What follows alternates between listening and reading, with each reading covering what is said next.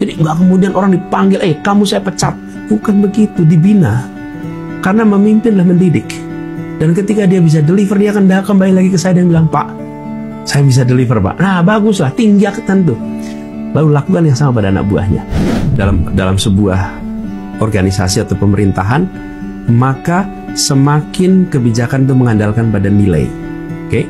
Semakin kecil skop tanggung jawabnya, semakin rendah dalam posisi organisasinya, maka semakin teknis tanggung jawabnya. Ya. Gitu rumusnya tuh. Jadi ketika saya memimpin 20 orang, maka saya beritahu setiap orang, Anda tugasnya apa, tugasnya apa, tugasnya apa, 20 orang ini. Tapi ketika saya memimpin 200 orang, saya bikin struktur organisasi. Saya membuat SOP. Lalu 200 orang ini bekerja mengikuti itu. Ketika saya memimpin 200.000 orang, ini saya di DKI itu hampir 200.000 orang. Dan 10 juta penduduk, saya harus pakai nilai. Saya beri kepalanya 200 orang itu, kepala-kepalanya, pimpinan-pimpinannya, ini nilainya. Membesarkan yang kecil tanpa unsur yang besar, menguatkan yang lemah.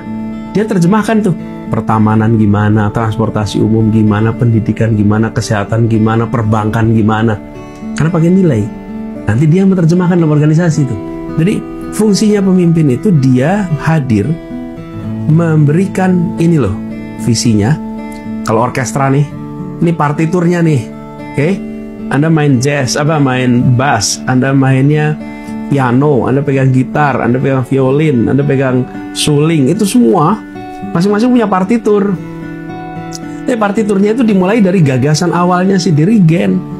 Sesudah jalan, nggak usah dirigen itu main violin, main piano, itu tugasnya masing-masing. Jadi kalau ditanya, apa dirigennya kerja? Ya dirigennya cuma begini-begini aja. Dia nggak bisa kerja tuh. Dia cuma ngasih aba-aba.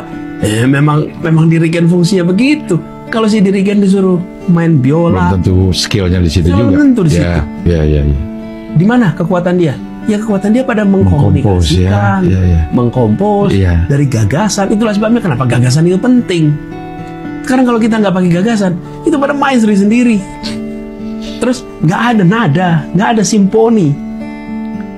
Karena semua pada main sendiri-sendiri. Disitulah kekuatan gagasan. Dan gagasan itu muncul dengan partitur yang dipegang oleh semua. Bayangkan 34 gubernur, 520-an kabupaten kota, kemudian 34 menteri, badan. Itu masing-masing punya partitur sendiri-sendiri. Tapi harus ada gagasan tuh di dalam itu sehingga masing-masing bisa jalanin. Itulah kepemimpinan. Nah, itu sebabnya kenapa saya bilang tadi ada gagasan. Nah, gagasan itu pakai nilai, terjemahkan membentuk partitur, dipegang oleh semuanya. Dan kemudian terjadilah simfoni. Nah, ketika simfoni berjalan, orang merasakan tenang, hidup nyaman.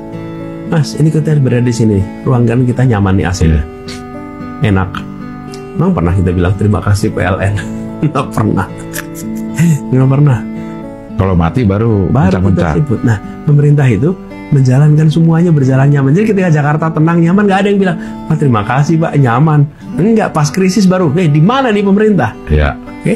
Jadi negara itu nggak usah minta rakyat bilang, oh ya terima kasih Pak nyaman. Enggak. Tapi kita tahu persis bahwa itulah ketika rakyat mendapatkan kebutuhan pokok terjangkau, pekerjaan nyaman, belum tentu bilang terima kasih. Tapi itulah yang mau kita buat. Suasana simfoni yang kalau tadi saya bilang, masing-masing bidang itu ada yang dikerjakannya. Nah, di situ kemudian ada monitoring. Apakah dikerjakan dengan baik atau tidak? Ini bukan teori, ini praktek. Kalau nggak dikerjakan dengan baik, dikoreksi. Kalau problemnya pada pengerjaan, diperbaiki. Kalau problemnya pada orangnya diganti. Kalau problemnya pada pekerjaan, diimprove. Jadi fungsinya memimpin juga mendidik. Nggak kemudian copot gitu loh. Semua orang itu pengen belajar juga. Bung, Anda targetnya 8, baru dapat 6. Apa masalahnya? Koreksi dong. Ini kasih waktu 3 bulan Anda koreksi. Kalau nggak bisa, orang lain yang ngerjain ya. Kenapa? Ini pajak rakyat loh. Ini bukan uang saya. Saya selalu bilang begitu. Kalau saya mengoreksi anak buah, saya tidak pernah lakukan depan orang banyak. Saya panggil one on one. Saya tunjukkan, ini adalah targetnya, ini komitmennya, ini deliverynya, ada selisihnya. Anda bisa nggak perbaiki ini? Nothing personal. Kenapa? Karena ini saya dititipi uang rakyat. Dan uang rakyatnya dititipkan pada Anda. Kalau Anda tidak bisa kerjakan, saya cari orang lain yang bisa kerjain. Tapi kalau Anda bisa kerjakan, yuk saya kasih waktu 3 bulan, perbaiki. Dikerjakan. Nggak ada personal, sebagai teman, kolega. Tapi ini saya lagi titipin uang rakyat nih. Kalau Anda nggak bisa kerjain, saya cari orang lain. Ya. Jadi nggak kemudian orang dipanggil, kamu saya pecat. Bukan begitu, dibina. Karena memimpinlah mendidik. Dan ketika dia bisa deliver, dia akan kembali lagi ke saya dan bilang, Pak, saya bisa deliver, Pak. Nah, baguslah, tinggalkan tuh. Lalu lakukan yang sama pada anak buahnya. Kalau dia ditindas, dia menindas anak buahnya. Kalau dia dimotivasi dan dia diberikan arahan, dia akan melakukan yang sama pada anak buahnya. Jadi kita ospek di universitas saja ya. Kita ngospek karena kita pernah di ospek. Ya, jangan.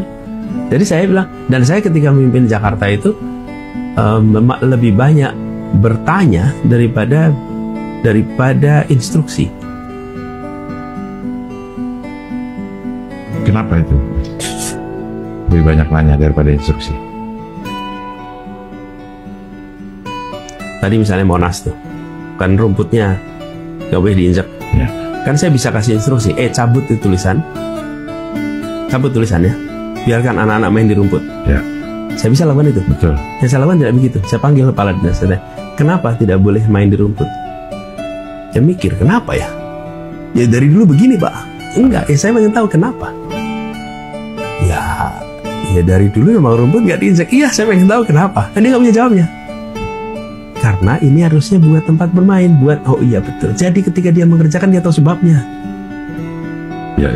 Tahu sebabnya. Kenapa? Karena atasannya pakai pertanyaan, dia cari jawabannya. Jadi pertanyaan itu membuat orang harus berpikir, menyusun kebijakan supaya nanti ke bawah juga begitu. Supaya ketika bawahannya tanya, dia nggak cuma bilang, oh iya ini perintah Pak Gubernur. Enggak, saya udah mikir juga, saya bisa jawab ke anak buah saya. Ketika ditanyain publik, media tanya, dia bisa jelasin juga. Kenapa mau dia tahu argumennya? Iya. Itu membuat pengambil keputusan merasa memiliki. Karena saya ikut memikirkan jawabannya.